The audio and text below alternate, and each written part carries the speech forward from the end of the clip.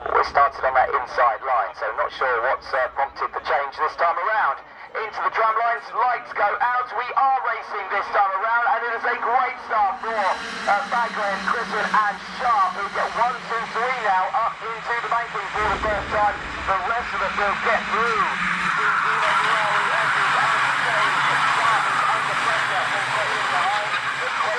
There's a bit of a contact there and drivers are off the circuit. They get going, but one of the cars is just cross-tracking down the hill in towards hairpin number 1 and tumbles to the back. But the eyes focus on the front because look at that. Baglin and Christian, 1-2, breaking away nicely. Both need big results for very different reasons. Baglin to continue the form that we've seen so far in all of these qualifying heats. Christian to kind of get back on the horse, get back on the form after a retirement earlier on in the day. In an earlier heat, coming round to complete the first lap of 8 then.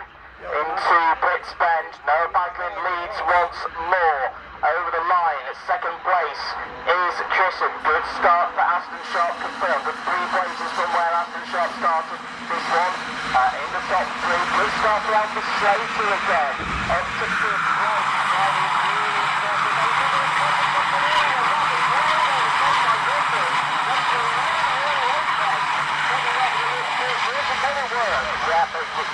Said a crucial word there, an early move.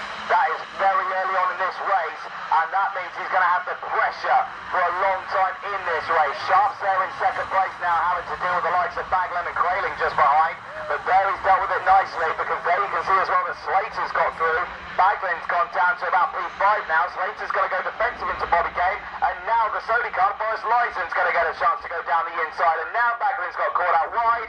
Watts goes through, and Belowski tries to get through as well, and he does get through. So Noah Baglin here is now on the back foot. He has tumbled down the order, all from that one overtake halfway round the lap. Well, Christian leads the way, Sharp in second place, Crailing now third, but that changes, and Sharp goes to the lead. Christian's going to back it back.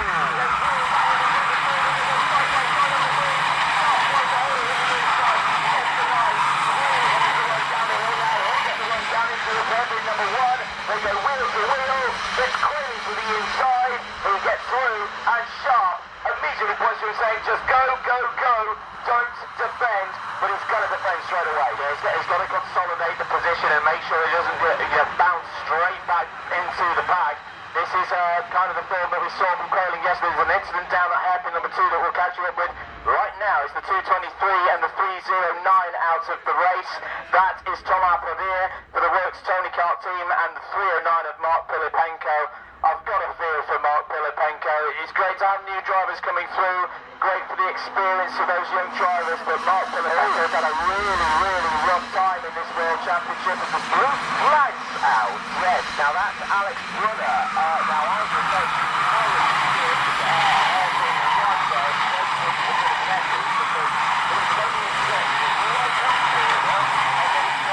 down and the blue flags out, so I suspect, yes, he may have missed half the second on that one. Sharp, straight down the inside, gets back up into third place, but now he's having to defend here from Slater, Belowski, Lyson, and then losing touch with Christian and Crailing, who are leading the way. Slater's going to go back down the inside, Belowski's going to try and follow, Sharp slams up also, and now he holds onto that position. Great move by Alfie Slater there, and I'm seeing another thing that's different to perhaps what we saw in the European Championships from a few drivers here this weekend. Alfie Slater's one of them, he's just really calm. Really calm. He's not overdriving the car, which I think that sometimes across the course of the year he has done. He's up to third place now in this race. He's also back up into the top 10. Sharp tries to wrestle his way down the inside of Slater and Jones though. The left is going to have a go now. Slater holds down the outside to the floor. Lyson is in there. Oliver Lansford is trying to break through. Harrison back in this race.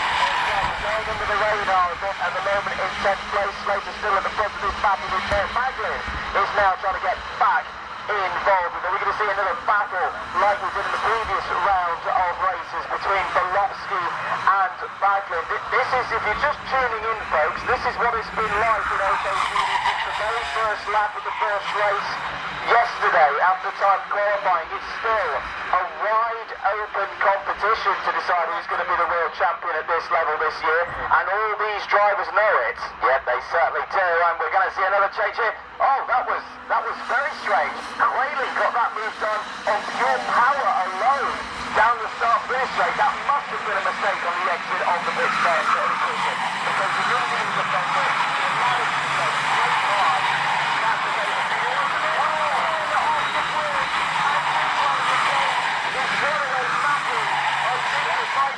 Harrison Mackie is one, and I think the other is Drew Waltz, unfortunately, for the Forza Racing team.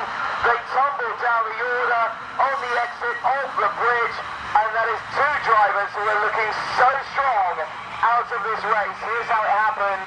Well, Drew Waltz gets pitted in the corner and just tagged. Mackie trying to go down the inside there. He just hooked that front wheel on the other car that was stationary and just went round, and that is such an unfortunate one. Yeah, just so many cars in one confined space back at the front of the order. 2 laps to go. There's a couple of investigation flags coming out that will keep track of who's getting those investigative flags.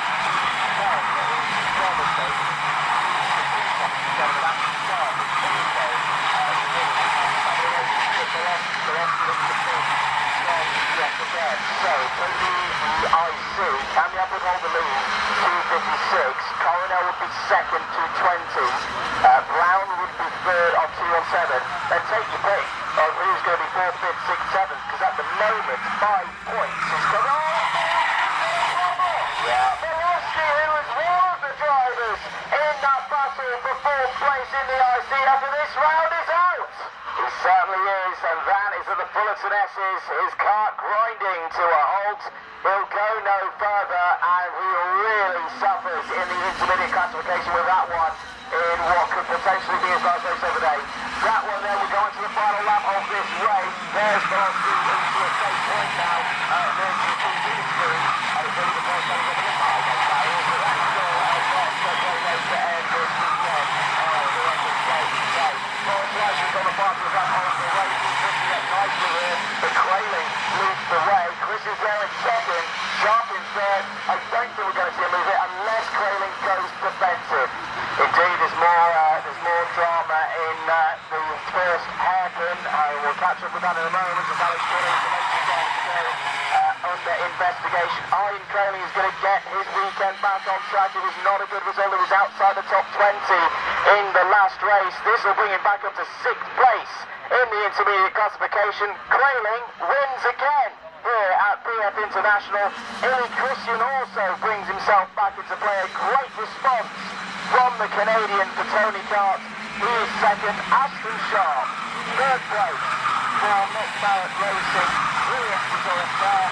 But we should mention this under investigation. Noah Maglin scored 1 win.